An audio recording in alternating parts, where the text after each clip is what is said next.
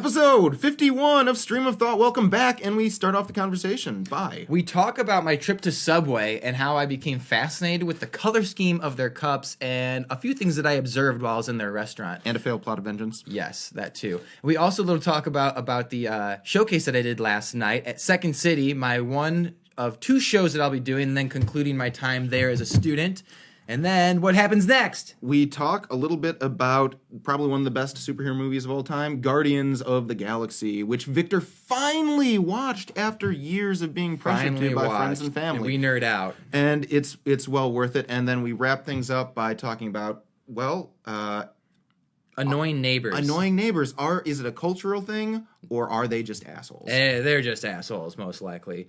So, with that being said, episode number 51, Stream of Thought. We hope you enjoy.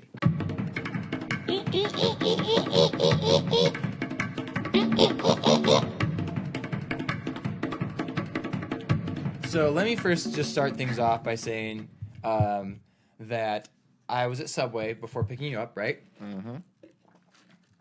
And one thing I noticed about these Subway cups, they really pop.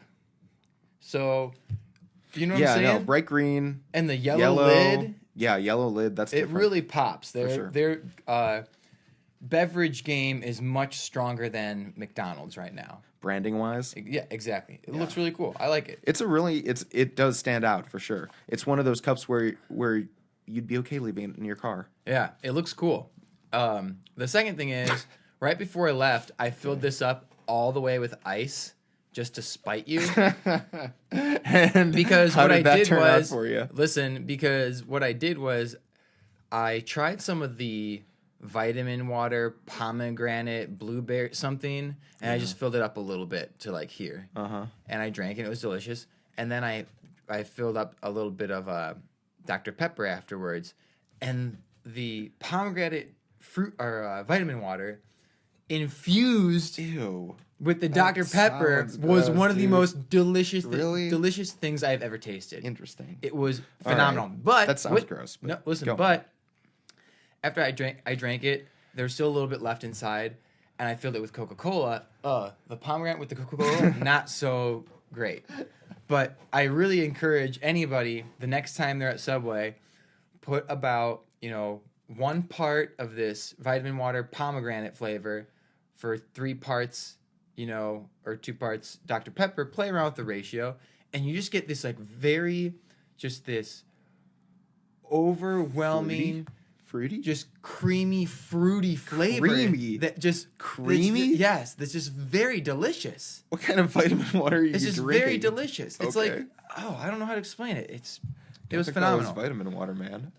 So anyway, right before I leave, I fill it up with ice and fill it up with Coke, and I fill it all the way with ice, and I'm pouring Coca-Cola in there, and I see the Coke coming out. I'm like, this is perfect because, I'm not going to be drinking all this Coke. I had some beverage earlier, like I'm filling it all the way up. I got all my ice, and as we came in, I thought to myself, well, I just shot myself in the foot there, didn't I? Because I'm kind of wishing I had maybe just a little bit more. I don't know when this is going to end, but I can sense that I'm near the end right now. That is hilarious. And I think it just goes to show you that when you try to spite other people, you just end up shooting yourself in the foot. It's funny because I actually said to myself, fuck you, Ricks, when I was filling it up all the way with ice. I bet. That brings me great joy. Actually, I'm okay because I'm about done with this, and I'm also mentally about done with this. So yeah, probably because it's so watered down and you can't even taste it anymore. I bet it is. Yep. No. Yep. But it is. Oh wow! I just love looking at this Subway cup. It is really nice. Anyway, also, we're gonna go backwards in time for a moment, and then I'll start what I've been doing for my day. Yeah. So last night was our first performance of our showcase, right? Oh, yeah. Yeah. And it went really well. I was a little nervous because I knew that my parents and my brother would be there, and part of me a little bit gets weirded out when I know people that I know will be watching me. I don't know why. It's just, I think more so parents than friends. Yeah. You know what I'm saying? I don't know. I just felt a little weird. But I felt fine after we ran the scene a few times, like before actually doing it and practicing. And it was a lot of fun. And Anyway, afterwards we went out. We went to Corcoran's, and I was with some of the people that you had met before. And that's when Mike and Greg were asking me, like, let's do the podcast again, you know? So that was a good time, and we'll do another show on Tuesday, and that'll be it. That's done for the acting lab. Just 2 shows? Yeah, for the showcase. Yeah, that's it. And so how did it go? It went well. It went well. Good. Yes. Well, good. It went well. And I am for sure. It was funny because the last couple weeks I've been kind of like, I'm just waiting for this to be over, you know? Yeah. And I remember when Michael Phelps did an interview and he was saying, like, yeah, during the 2012 Olympics, he was just like, his whole thought process is like, I can't wait for this to be done. Like, I just want this to be over. I just want to retire. Like, I'm so whatever. You're already ready to retire. And then when the Olympics happened in 2016, he was like, they were asking him, like, comparing it. He's like, well, now I'm like sad to go. I'm ready to leave, but before I was just like, I wanted it to be over with. But now I'm like, wow, this really is my last time. He was enjoying his exit rather than just like, I just want to get out of here, you know. Yeah. And so I was thinking that like the last 2 or 3 weeks, and again before the show, and then like while the show was happening, I was like, oh man, I'm having more fun right now in terms of like I'm really enjoying the present moment rather than I just want this to be done. I am ready for it to be over, but I'm not as like anxious for it to just be over with, just for it to be over with. You know what I'm saying? Does that make sense? That's exactly how I felt in seminary. Yeah. Where when you came up to the last couple of months, it's just of all the stress and work that you had to put in and just trying to get through the course, get through the semester, get to graduation, get your master's. That's the goal.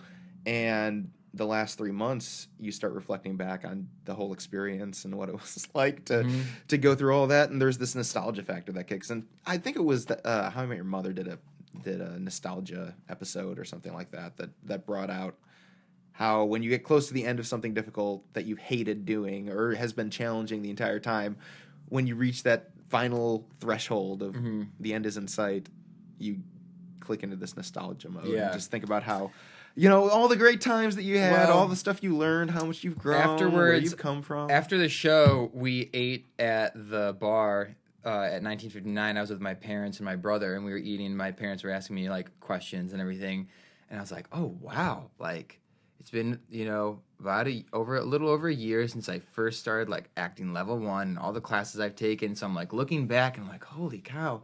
All the people you've met. That's why I just a second ago when I was talking about like, yeah, we went out after the show and it was a lot of fun. I was like, oh shit, I was like, I really don't have anything else to add. Like, I don't know where I'm going with this story. I hope Rick's isn't upset that I just mentioned something and like I'm done with it. But it was because in that moment I was just mentioning a few minutes ago, I mentioned like, yeah, we went to Corcoran's, but it was a very fulfilling time. Those few hours were very fulfilling because like, wow, this is like, I'm coming to an end. These people that I'm hanging out with are going to be starting the program that I'm just finishing right now. I'm hanging with some people that are just finishing it, and it was just a very wholesome feeling. You were soaking up the moment. Yes, exactly. Yeah. So it was like I was hanging out. So internally, that meant more to me than what's on the surface of hanging out. Okay, so is there a story, Victor? What did something crazy happen, or that's it? No, you know? It's the experience itself, and that's so cool.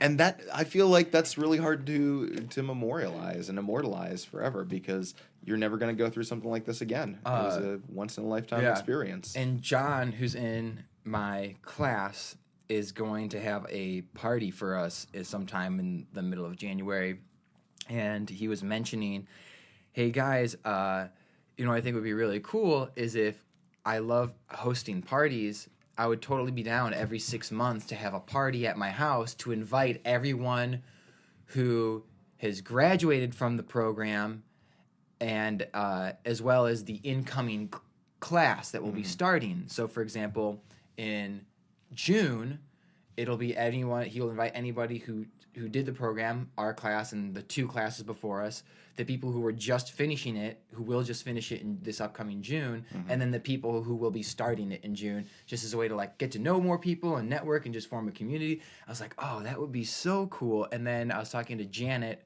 who is going to be starting the program in January, and she's like, we should make a Facebook page for everyone who is either in the lab right now or has been in the lab. And so now I'm like, oh, good. Like my journey doesn't have to end just now that this program is done. Like the sense of community continues. Yes. Well, and that's the thing with any sort of relationships. You never should view it as ending, but just Evolving. It's a transformation of the relationship.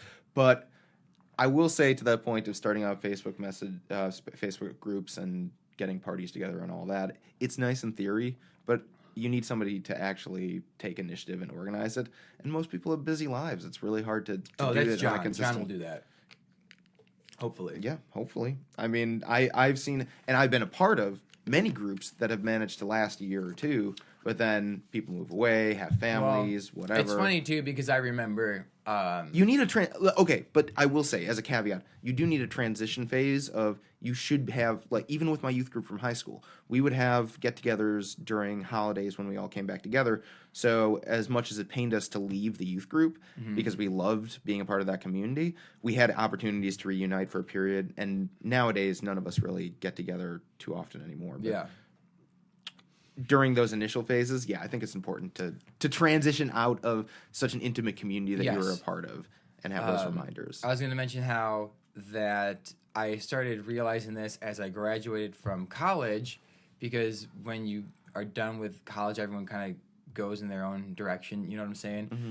But I've had so many scenarios where I meet people and I get to know them really, really well, and then for whatever reason, that relationship disintegrates because we no longer, for the most part, most of the time, we no longer work in the same workplace or whatever the thing is. So you form these relationships with people and you're close friends with them, and you think to yourself in that moment, like, this is someone that I'm getting really close to, like, they're a good friend of mine, and then weeks go by, years go by, whatever that thing was that held you together is no longer there. For me, it's most of the time work.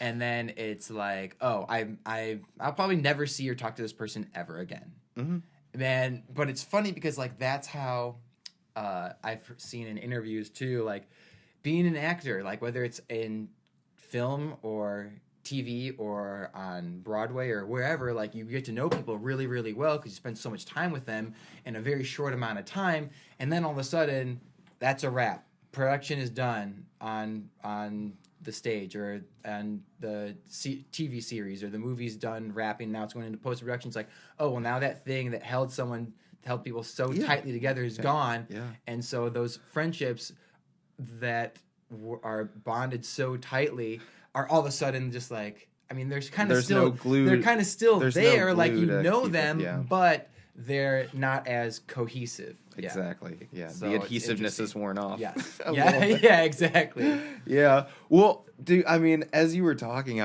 you're making me super nostalgic. You know, I'm just thinking back to all those relationships with people who, I mean, really, I shared very in critical and central moments in my life and transformation of who I was as a person with some of these people, and yet I don't know, most of them I haven't talked to since graduating seminary. And I think, but at the same time, that experience gives you the chance to be like, you would never hesitate to go out to dinner or get coffee or whatever, hang out with a person, no matter how many years later. And part of the reason why I like being on social media is that, I mean, you get, like, there's no, there's a genuine curiosity and unknown factor about what you've been up to in your life, because most people just check out a person's Facebook. It's like, oh, this is what's happening in his life, and you talk about that, as opposed to the mystery of exploring, so what's up with life kind of thing. Right. People, that's just my brief digression. That's also something I was just kind of thinking about last night again today. But you gotta hold on to those last few moments. But as we transition into this morning, I wake up. I get home at about 1:30, and I wake up at about 7:30, and I realize, or a 7, and I realize I'm trying to go back to bed. It's not going to happen. My body has been trained to wake up and start the day by this time. Yes, and so it's not going to happen. I think to myself, man, what should I do? I'll watch a movie because it's 7:30 in the morning. By the time the movie's done, I'll still have, like, it'll be 9:30. It's still going to be fairly early in the day. So I'll knock out a movie because I really don't feel like getting out of bed right now.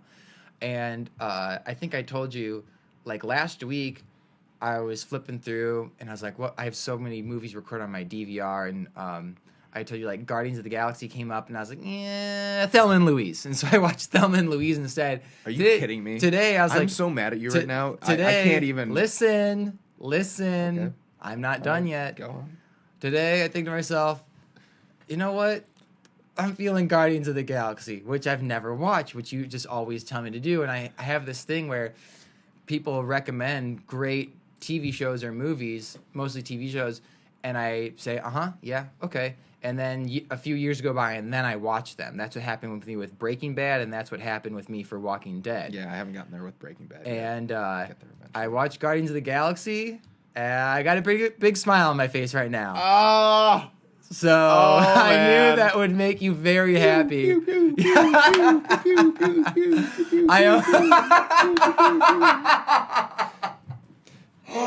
I almost texted you when I was done watching it, but I was like, no, I gotta save this for the podcast. I'm so glad wow, to hear that, man. Such a fun and cool movie. My mom even liked it. I mean, dude, really boil it down, it's just a cool movie. It is a enjoyable, fun movie. Yes, it's just cool and fun, and it's enjoyable for anybody of all ages.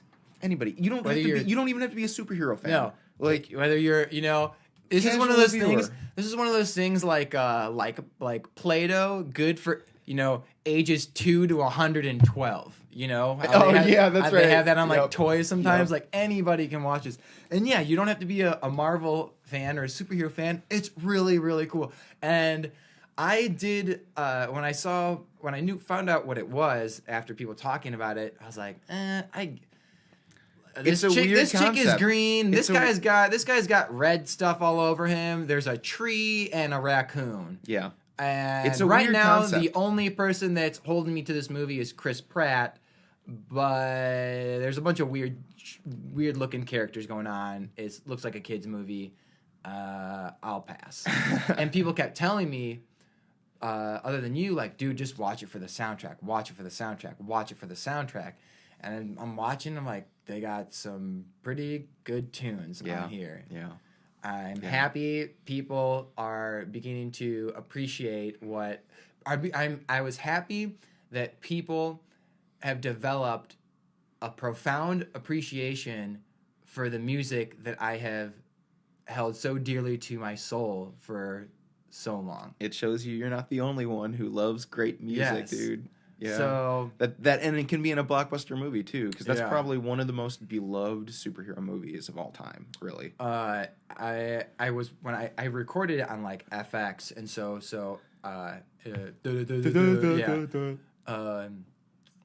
we're in the Matrix, and I just glitched right now. When it went to commercial, they would talk a little bit about the movie, and when they come back to the movie, they talk a little bit about it before going back into the movie. And they said it was like the only soundtrack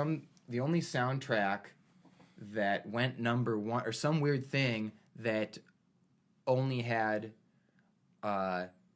original songs that were not written for the movie. So these are all songs that were completely separate, And there are so many. The thing that you don't even begin to appreciate is just how many little Easter eggs there are throughout the movie. Oh my goodness. Dude, I'm watching this, and when the guy with the hammer that had the Infinity Stone inside of it, and when after the spaceship crashes, and he says something to Chris Pratt, and his reply is like, "You said it yourself, bitch." And then he says whatever he says. It's like, what? Oh man, he just dropped "bitch" right now. Oh, this is fun. Yep. They get like surprised. 2 of those per movie. Yeah.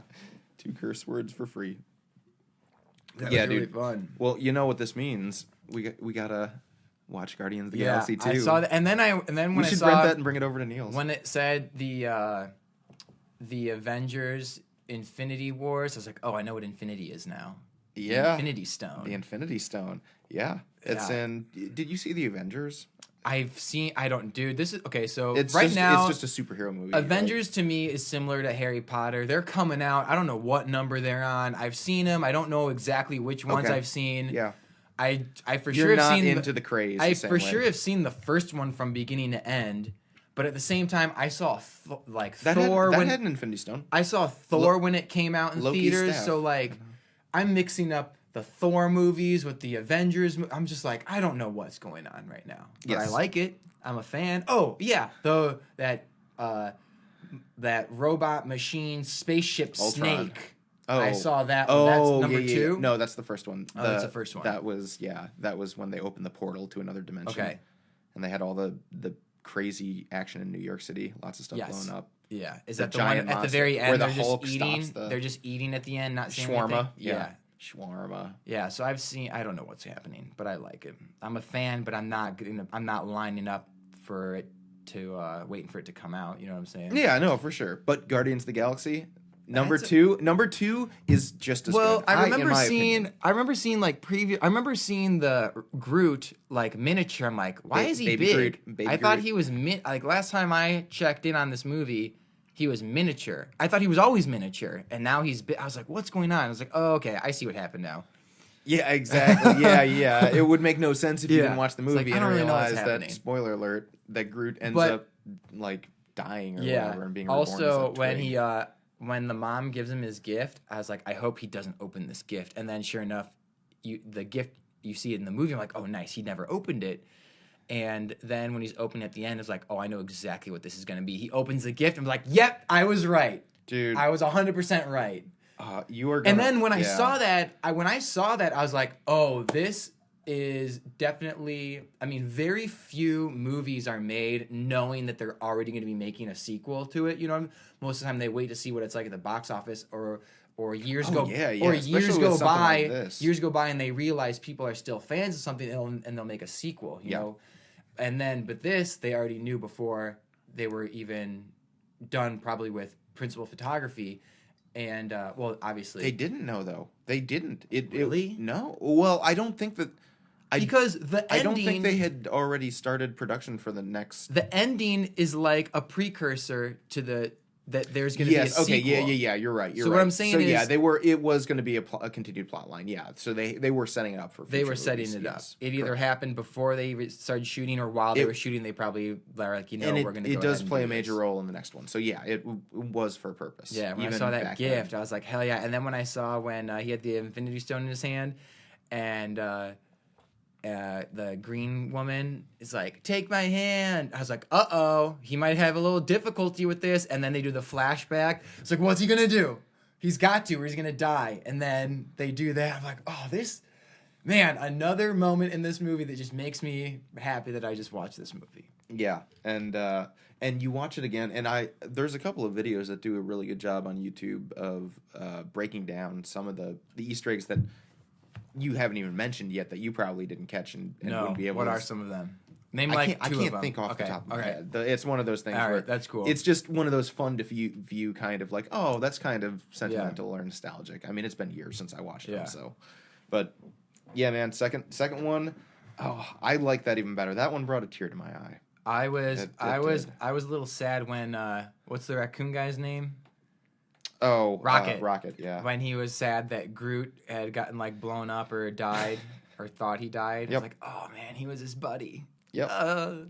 Team. Yeah. So. But that was my day up until 9:30 this morning. Nice. Then I decided to go to the gym. On the way to the gym, I had to go pick up some underwear. I had to get boxers, right? But get I thought you were this. gonna say condoms. No. This is why I mentioned boxers, because this is so ridiculous. So I stop into Kohl's because it's on the way to the gym, and I go in there, and I just know I'm going in, I'm coming out. You know what I'm saying? And I'm trying to find what I want because I don't wear that dumb boxer brief bullshit. And I'm not about the tight underwear, and I'm very particular. I don't like the boxers, but they're boxers, but they still have like the elastic waistband similar to boxer briefs. Yeah. You know, I just have to I gotta have 100% boxers. You know what I'm saying? That's fine. That's just not my style. And so I'm getting this. I look at this package. I'm like, okay, 6 of them. Okay, buy one get one half off. Yeah, okay, yeah, but what's the price? And I don't see the price. Whatever. I walk up. I'm in line. Give him the package. Scans it, and he goes, okay, that'll be. And then I hear what he says the price is while I look at the screen. But while I'm looking at the screen, I hear him, but it's kind of in the back of my head because I'm just in awe at what the price is. Guess how much those fucking things cost? Like $40. Okay, 42.28. Wait, what? Okay, 42 subtotal 39 42. Oh, this kid's like, I thought he was 12, but he had to have been at least 15 or 16.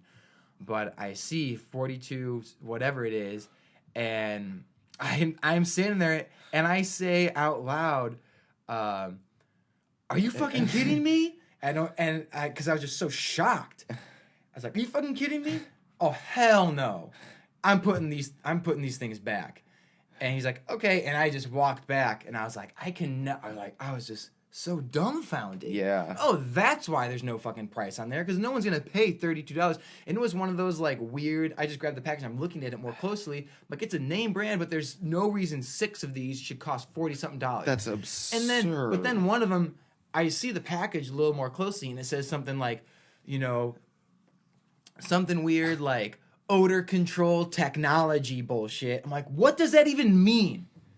I just need cloth. Seriously. Right now. Who's gonna be smelling your? I just need cloth junk. Oh my goodness. and an elastic waist band to keep it on my hips. What is this? Goodness. What is this?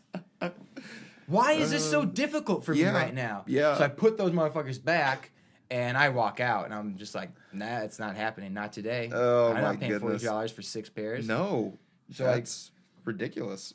So I go to the gym, and I'm thinking about that. I'm like, this is just, again, this is ridiculous. I leave the gym, and stop at home. I go to Subway before picking you up, and I'm sitting at Subway, and I'm munching on my sandwich, and I'm eating my chips, and I got my Dr. Pepper infused with vitamin water pomegranate. I'm having a good time. I can tell because you're talking like this. It's a good time. And I see the people that were in there eating. They left, and like a minute later, they came back. They want to get some Gatorades. Like this dad and his kid and his son. Who one of these motherfuckers was taller than me and had to have been like 11. Wow. Yeah. Let that sink for a moment. Yeah, that's pretty tall. So, I mean, this kid's got to be like 6'2", 6'3", and there's no way he's older than 13. There's no way. He's got a future He's in the more than NBA. 13. He was dressed like he was, I think they did play basketball. They were dressed like they were doing something.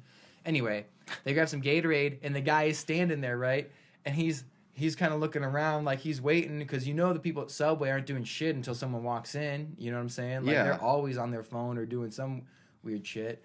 I mean, I'm sure they're working, but they're not just standing there the whole time waiting for people to walk they in. tend to be distracted. So he's standing there for a few moments, and I'm, the counter is going across, and I'm sitting right next to the counter, so I can see all the way down the food line. You know what I'm saying? Mm-hmm. And I'm facing it. Yeah. And I can see that she's working, but she doesn't see him at the counter. And I decide not to say anything. I just want to let this play out and watch. And then what happens is, for a moment, it was perfect, because the moment that he kind of walked around to look down the food line, in that moment, she had taken a step forward and was then behind like a heater or some object. So when he turned to look down the line at the exact same time, she had stepped forward and she was no longer visible, even to me. Yeah. Wow. And then when he came back, she had stepped out. And he's kind of like standing around, looking around, not really knowing what to do. And then like a few seconds go by, and she's like, "Oh, I'm sorry." And he kind of laughed. He's like, "Oh, no, it's okay." And they left. And then what happened was, like, a mailman had walked in, and he went to the bathroom, and then he walked out, and I kind of chuckled because I had gotten up, and I was like, he was kind of looking around too because she was gone, and I said to him, like, "Oh, I think she went to the bathroom," because she did, and he's like, "No, yeah, I saw her when she was walking in. He had been walking out." And anyway, he's standing there, and he orders his food, and I'm sitting there, and then he leaves, and I look out the window, and I do a double take.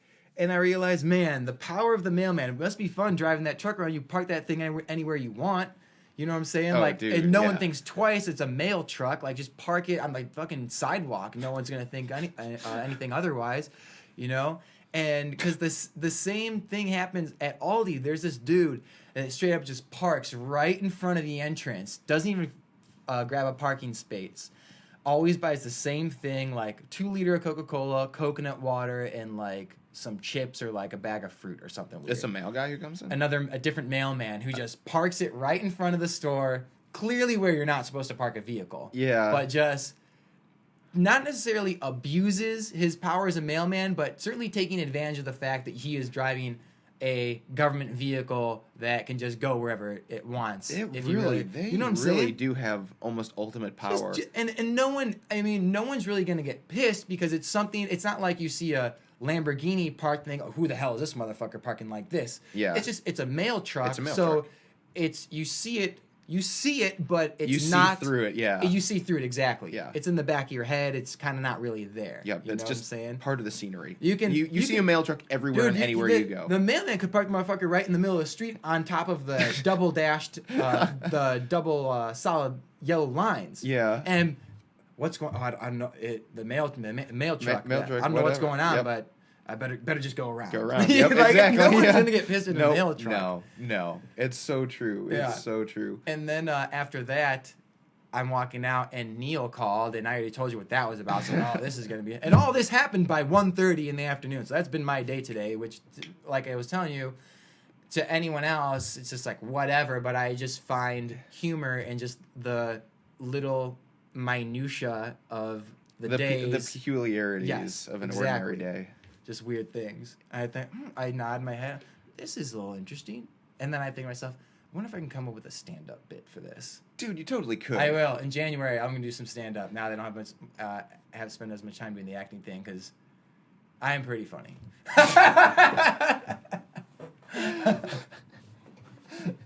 Jury's still out on that, man.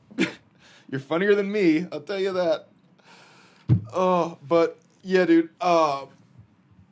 Well, that's the thing too, is just having general awareness, and I don't do a very good job of this, but I think that, you know, doing this show honestly has helped a little bit, and just trying to be aware of my surroundings. But so much interesting stuff just happens on a regular basis that if you're not on your phone, or if I'm not listening to, and again, I have to work on this, but you know, just when I'm walking down the street, not listening to a podcast, or just not checking news or something like that, and just observing my surroundings. Yeah. There's so many peculiar things going on. Yeah. Yeah. There is a lot of weird things happening. Of just, you notice things and you just think to yourself, I wonder what that person's story is. It's gotta be an interesting story. Definitely. Yeah. Speaking of just, well, I don't know. This is okay. I want to get your thoughts on this, actually. Okay. Because I'm listening. For me, this is I've never experienced something like this. So we had neighbors move in across the street. Oh, yeah.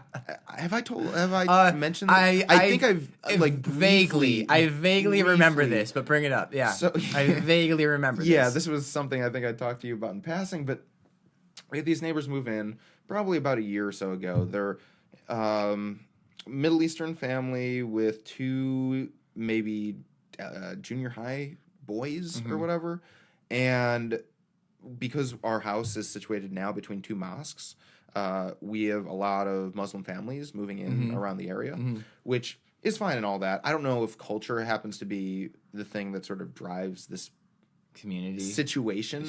No, okay. The situation that I'm talking about right now. And so, you know, whenever they have a unique method of communication, let's put it this way. In that when the wife wants the two junior high boys to get into their van, they'll open the garage, pull out, and then she will just start laying on the horn and just lay on the horn anywhere from, it goes on for minimum of 1 minute to, it's gone as long as minimum of 1 minute of just like oh, just like yeah. Well, she'll lay on the horn for about 5 seconds. Okay. Let go. Maybe 30 seconds, 45 seconds will pass. She'll lay on again for 5 seconds. So this can go on for anywhere as few as 3 honks to as many as, I think I've counted 25. Holy shit. Where she's just been out there for 7 minutes just laying on the horn. And it just doesn't stop. Every just goes 30 on. seconds for 5 seconds. Yeah. And I'm just thinking to myself, this is such a weird way to communicate, because you're in a quiet neighborhood, and this can take place at any point in the day, starting at 6 a.m. and going to 10 p.m. They will lay on the horn every single time. This happens minimum twice a day. Twice a day. Every day. Oh, man. And so, I mean, I don't. My reaction is, I don't know. In my mind, I want to leave them a polite note and let them know that is not. We live in a quiet neighborhood, and it would be appreciated for the calm of the. It'd be appreciated for the serenity of the community. Please do a better job. Use your words to communicate. Well, yeah, with your I mean, or just children. Finding a way to format it. And I mean, I haven't really thought too much about it, but it's one of those things that every time I hear it, I just keep thinking to myself, I really should write a note because, I mean, I'm more than happy to go and talk to them. But if you go and talk to them, they're gonna look at you like a deer in the headlights and say, "No English." Or something like that. Well, and that too. And they're gonna play that card. Apparently the two junior high boys like throw rocks and shit on the side of the road at like cars and stuff. Dude, you got a couple Thorcell boys growing up next to you. I was never destructive. You and Cooper were probably the two most destructive I never friends did that. I never did that type of shit. Sure. I threw snowballs at cars. I remember when I was a kid and one of the cars stopped and like got out, and when I was in fourth grade. Also in fourth grade, well, I told you that story when I threw a rock at a bus and broke the Okay, I'm not okay. Yeah, continue. I don't know what you're talking about, but yeah. Yeah. I feel like this is something worth exploring, but anyway, breaking shit, yeah. But anyway, they don't seem like a very approachable family. And it's one of those instances where, first of all, is that weird? Like, I feel like that's weird. I feel like if you had a neighbor on your block who communicated to their children in that way of like, to get in the car, they just lay on the horn for however long. I feel like someone would eventually say something to them, right? Yeah. Is that my not... neighborhood, that would not fly. I was like, I feel like in Glen Ellen especially, you will be talked to by somebody... And maybe, I mean, I don't know why no one around us has talked to them. I think it's just not common. It's common sense too, just not to be so obnoxious like that. It just makes on a daily basis. It makes no sense every single day. It makes no sense at all. Didn't you say also? I think the kids are homeschooled too. Didn't you say also in the summer there was like a party and they were just like blasting music at like 11 o'clock at night too, or no? No, those were some high school boys across the street there. Okay. And that was only for a couple of months. That was, I think, at the end of summer. They were celebrating or whatever. That's so funny, just laying on the horn. I just don't understand. I just don't. In what circumstance or context is that okay behavior? Other people in your family observe this too, or you're like the only one who's noticed everyone. this? Our entire family, we refer to them as the honky neighbors. Like, I mean, I am certain that everyone around them also knows this as well. Hey, you know what you should do? You should go around the neighborhood and see, and then get a few of you together and go over there. It's not worth. That would be fun, dude. It'd be really fun. I'm sure it would. You come with me. Great story. I'd come with you for sure, and we'll do it. All right, we'll make a podcast episode about it. Yeah, get people's reactions. This is what you should do. Write a letter. Write a letter. I'm not gonna write a letter. Why? Then you stick it in their door, and then. I have no right to confront this issue. I mean, I'll live with it. It's No, write a letter to the people who are in the area. Come on, be a citizen. Be an upright citizen. It's not my place to do that. Okay, but you want to go door to door? No. I thought you said I'm saying in my mind, I'm not actually saying I'm serious about doing that. You just said you wanted me to go with you. Yeah, I wouldn't actually do that though. Then why would you say it? Because it's an amusing thing to consider. I would totally go. I would totally be down to do this. In a different world, you don't even have to talk. Maybe. I'll do all the talking. No, there's not. It doesn't matter. The whole point. I'm not bringing this up so that we can brainstorm fun, destructive ideas that could possibly lead to consequences. But it's just it is.